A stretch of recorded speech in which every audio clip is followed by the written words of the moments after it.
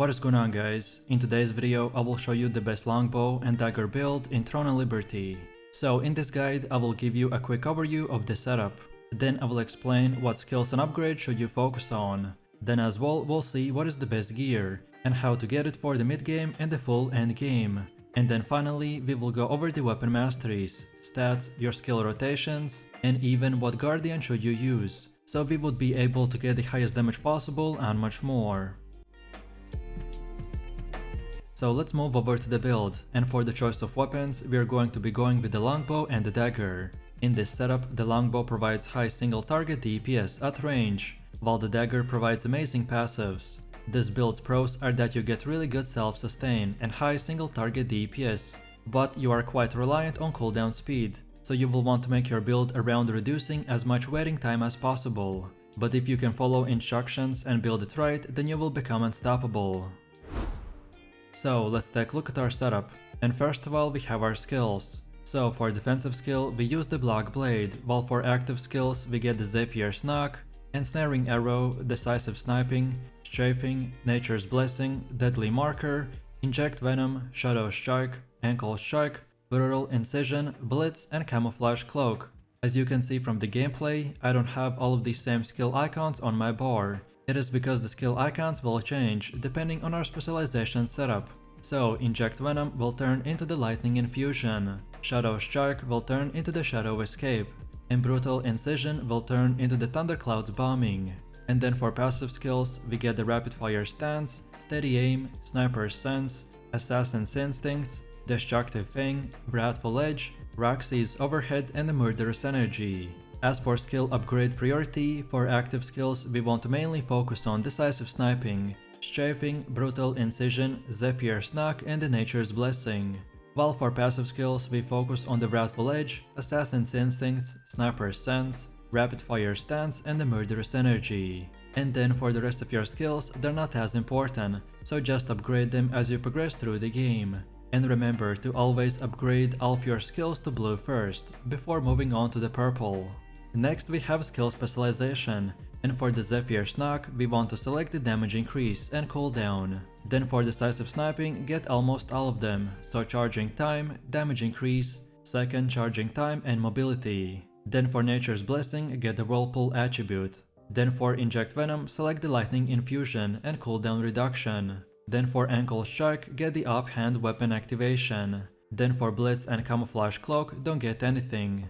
Then for Ensnaring Arrow get the hit chance. Then for Strafing select the Gale and consecutive use. Then for Deadly Marker don't get anything. Then for Shadow Strike get the Shadow Escape and skill distance increased. And finally for the Brutal Incision get the Thundercloud's Bombing. Next we have the Weapon Mastery, and this is how it should look like for the longbow. So take a look at the middle and get everything from the Harmonious Mind until the Gale Overhead, and then now go to the bottom and select the entire row. And then again this is how it should look like for the dagger. So pretty much the same thing, just this time right from the start get the entire middle first. And then afterwards go to the bottom row and select everything from the melee critical hit until the deep grudge.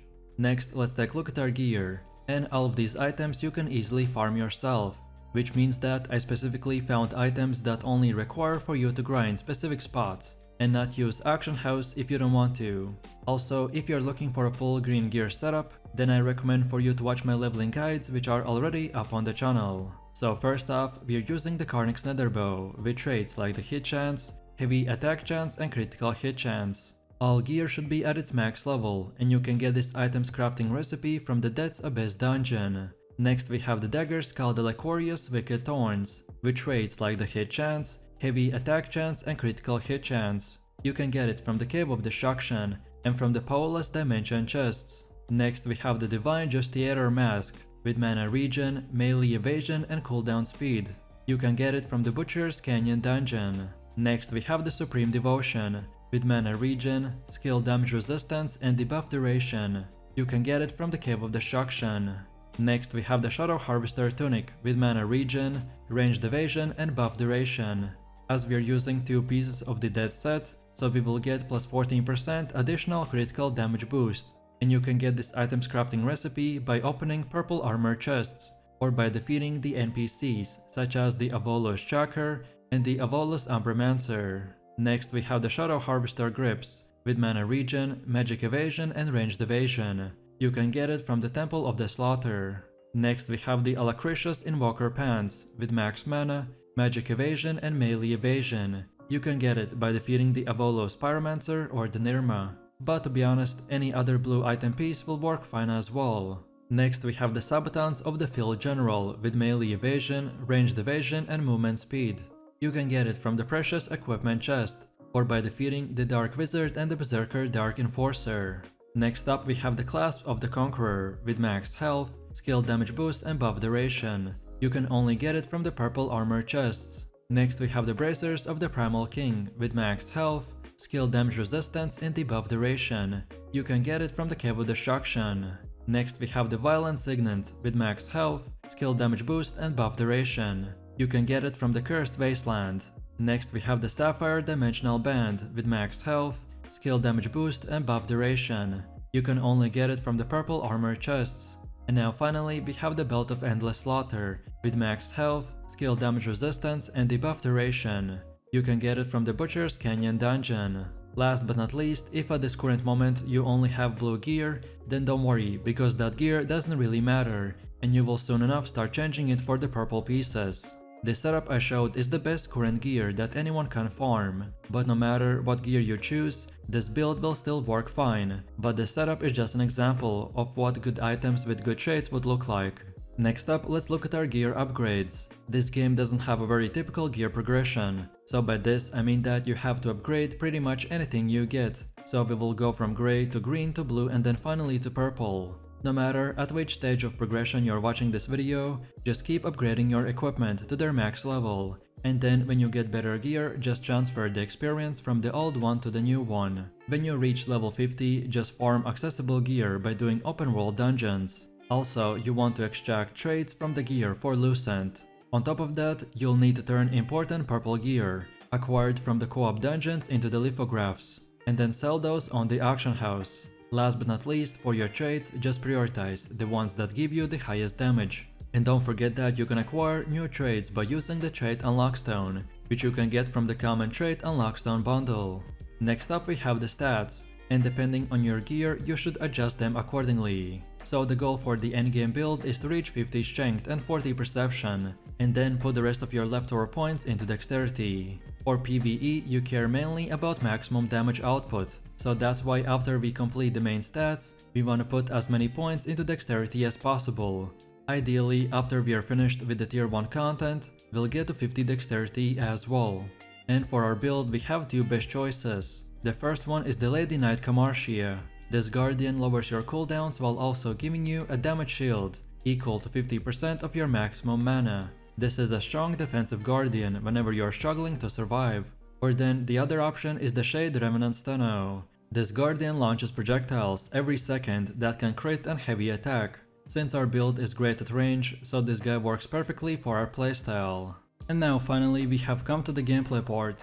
And as this build is very versatile, so I will give you two rotations. So first off, at the beginning of your fight, I recommend to start by activating the Nature's Blessing. Then use the Ensnaring Arrow. Then activate Camouflage Cloak. Then use the Decisive Sniping. Then activate Blitz. And now we finish it off with one more Decisive Sniping. The main objective of this rotation is to first of all use the Nature's Blessing to give you a Whirlpool buff to speed up your cast time. So then we do damage with the Ensnaring Arrow. Then we activate the Camouflage Cloak, which gives us guaranteed crit for our next skill. So then again we use the Decisive Sniping for high crit damage. Then we can use Blitz, so it resets the cooldown of our sniping skill, so then we can use it for the second time.